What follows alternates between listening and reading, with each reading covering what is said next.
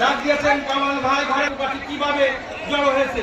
এই পর্যায়ে আমি আহ্বান জানাচ্ছি সালেকা উপজেলা বিএনপি নেতা জনাব হুমায়ুন ইউসুফকে সংক্ষেপে বলার জন্য অনুরোধ করছি।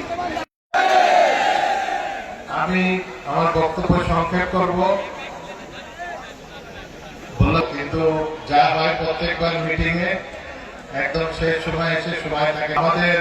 আপনারা জানেন যে আমি 2008-এ নির্বাচন করি নাই, আর রাজনীতি থেকে আস্তে আস্তে অবসরে যাওয়ার চিন্তা আমি করি, কারণ দলের ভিতরে অনেক নোংরামি ঢুকে যায়, যে নোংরামি আমি পছন্দ করি না, আমি সরে যেতে থাকি।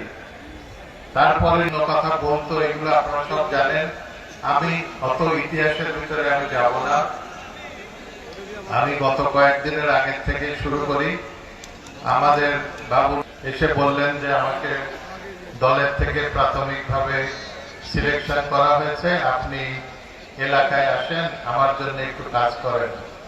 তখন আমি বললাম যে আমি কি কাজ করব আপনার জন্য। আমি বেরোয় দেখলাম যে আপনার সাথে তো কেউ নাই, কাকে নিয়ে আপনি নির্বাচন করবেন? আমাদের 2 সাবেক উপজেলা চেয়ারম্যান আপনার সাথে নাই, যে এখানে বসা।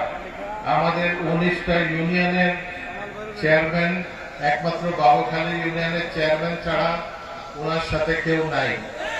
আপনি কাকে নিয়ে দল করবেন, ইলেকশন করবেন? আমাদের